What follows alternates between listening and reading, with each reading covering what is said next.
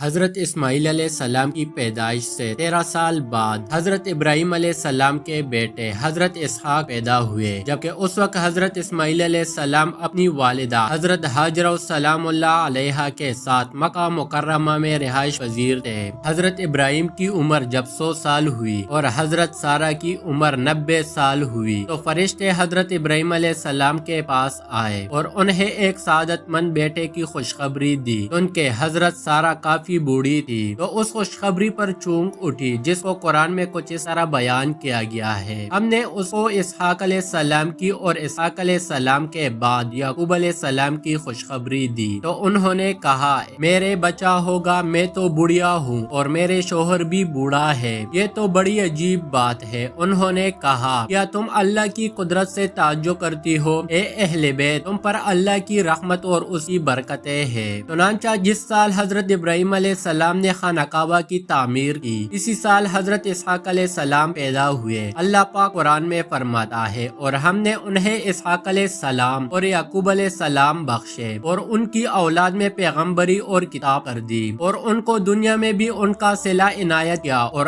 آخرت میں بھی نیک لوگوں میں ہوں گے۔ حضرت اسحاق کی پیدائش پر ختنہ کا حکم آیا، چنانچہ حضرت ابراہیم علیہ السلام نے اپنا حضرت اسماعیل علیہ السلام اور حضرت اسحاق کا ختنہ کروایا۔ حضرت اسحاق جب 37 سال کے ہوئے تو آپ کی والدہ ماجدہ حضرت سارہ انتقال فرما گئے۔ اس کے بعد حضرت ابراہیم علیہ السلام نے رشتہ ڈھونڈنا شروع کر دیا۔ حضرت ابراہیم علیہ السلام نے اپنے بھائی نحور کے بیٹی کی بیٹی رقبہ سے حضرت اسحاق علیہ السلام کی شادی کر دی۔ شادی کے وقت حضرت اسحاق کی عمر مبارک 40 سال تھی۔ خدا کی قدرت کے شادی کے 20 سال تک ان کی کوئی اولاد نہ ہوئی۔ پھر آخر کار حضرت اسحاق علیہ السلام نے اللہ کی بارگاہ میں گڑ گڑا کر اولاد کی دعا کی، جو اللہ پاک نے قبول فرمائی، اور بالآخر 60 سال کی عمر میں حضرت اسحاق علیہ السلام کو اللہ پاک نے جوڑوا بچوں سے نوازا۔ پیدائش کے اعتبار سے جو بڑا تھا اس کا نام ایسور رکھا گیا اور دوسرے کا یعقوب علیہ السلام رکھا گیا۔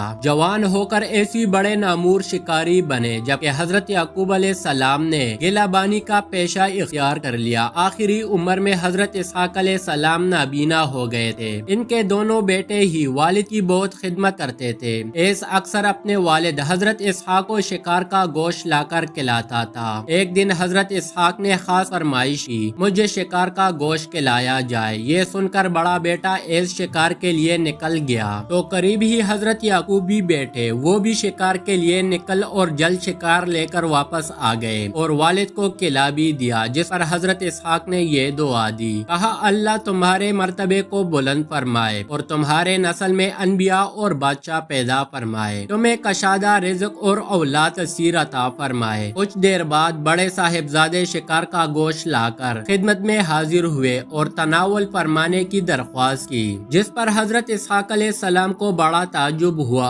اور گویا ہوئے، اے بیٹے یہ کیا ہے؟ ایس نے کہا، یہ وہ شکار کا گوشت ہے جس کی آپ نے مجھ سے فرمائش کی تھی۔ حضرت اسحاق علیہ السلام نے مزید حیران ہو کر فرمایا، وہ تو تم کچھ دیر پہلے مجھے کھلا چکے ہو۔ اب حیث کی حیران ہونے کی باری تھی۔ وہ بولے، ابا جان، میں تو ابھی شکار کا گوشت لا کر آپ کی خدمت میں حاضر ہوا ہوں، اس سے پہلے تو میں نہیں آیا۔ حضرت اسحاق علیہ السلام سمجھ گئے کہ وہ چھوٹے بیٹے یعقوب علیہ السلام لائے ہوں گے، چنانچہ آپ نے ایسے لائے ہوئے کانے کو بھی تناول فرمایا اور اسے دعا دی کہ تمہاری نسل سرسبز اور شاداب زمین پر خوب پھیلے اور ان کے پلوں اور رزق میں اللہ خوب برکت عطا فرمائے۔ اب حیض اپنے بھائی سے سخت ناراض رہنے لگا تو حضرت اسحاق علیہ السلام نے اپنے بیٹے یعقوب علیہ السلام کو حکم دیا کہ تم فوری طور پر شام چھوڑ کر اپنے ماموں کے پاس حران چلے جاؤ۔ حضرت یعقوب علیہ السلام کا نام اسرائیل کیسے پڑا، اس پر بھی دو طرح کی روایات ملتی ہے۔ ایک تو یہ ہے کہ جب حضرت یعقوب نے ملک شام سے حران کی طرف ہجرت کی تو آپ دن کو چھپ جاتے اور رات کو سفر کرتے تھے، جس وجہ سے آپ کا نام اسرائیل پڑ گیا۔ اسرائیل رات کو چلنے والا اور ایل کے معنی دوست کے ہے۔ آپ نے چن کے رات کا سفر اختیار کیا تھا، اس لیے آپ کا نام رات کے سفر کا دوست پڑ گیا۔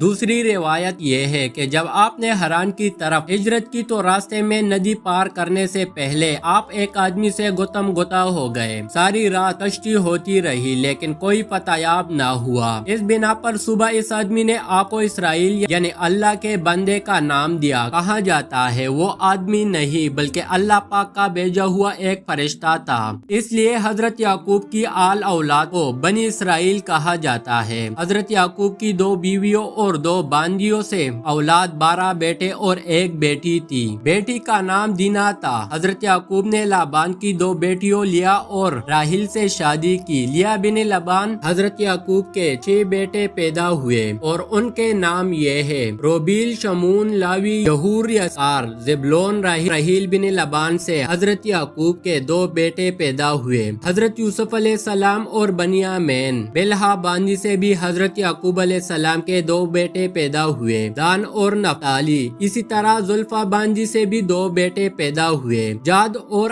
اشر۔ یہ سب فلسطین میں آباد ہے، لیکن جب حضرت یوسف علیہ السلام عزیز مصر بنے تو بے شمار اسرائیل مصر میں جا کر آباد ہو گئے۔ اس دوران بہت سے پیغمبران بھیجے گئے، جن میں حضرت ایوب علیہ السلام بہت مشہور گزرے ہیں۔ بنی اسرائیل ایک طویل اور شاندار حکمرانی کے بعد پوپیوں کی غلامی میں آ گئے، پھر ان کو اس غلامی سے حضرت موسیٰ علیہ السلام نے آزاد کروایا۔ بنی اسرائیل کو لے کر حضرت موسیٰ علیہ السلام بحیرہ احمر کے پاس پھر سے فلسطین میں لے آئے۔ حضرت موسیٰ کے بعد آپ کے بھائی حضرت ہارون علیہ السلام وہاں پیغمبر اور بادشاہ بنے۔ پھر ایک بہت طویل عرصے تک بنی اسرائیل نے فلسطین پر حکومت قائم رکھی۔ اس دوران ان پر اللہ کا خاص کرم تھا، بلکہ یہ اللہ کے لاڈلی قوم ہونے کا دعویٰ بھی کرتے تھے۔ دعویٰ کیوں نہ کرتے؟ اللہ پاک نے ان میں من و سلوہ جیسی نعمتیں جو اتاری تھی، یعنی یہ قوم بڑی بے قدری تھی۔ اللہ نے سینکڑوں نبی ان کی اصلاح کے لیے بھیجے، جن میں سے کچھ کا انکار کیا گیا، کچھ کو قبول اور بعض کو شہید کر دیا گیا۔ قرآن کریم میں ارشاد باری ہے: جو لوگ اللہ تعالیٰ کی آیاتوں سے کفر کرتے ہیں اور ناحق نبیوں کو قتل کر ڈالتے ہیں، اور جو لوگ عدل و انصاف کی بات کہی تو انہیں بھی قتل کر ڈالتے ہیں، تو اے نبی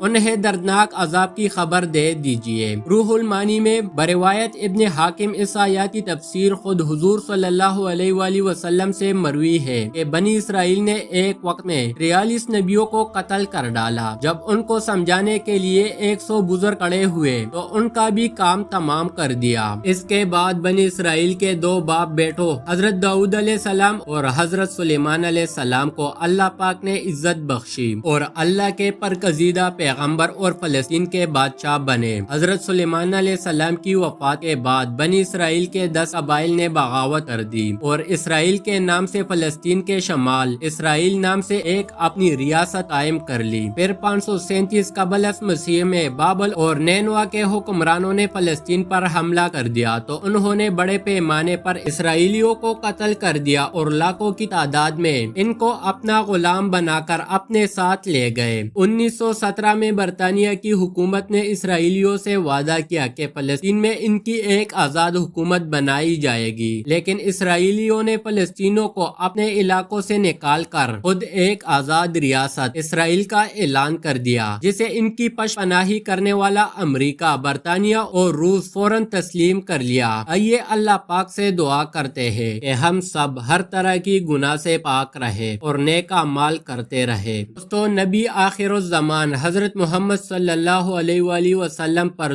درود پاک کو پڑھنا اپنی زندگی کا حصہ بنا لے۔ آپ دیکھیں گے کہ آپ کے سارے بگڑے کام بھی بن جائیں گے۔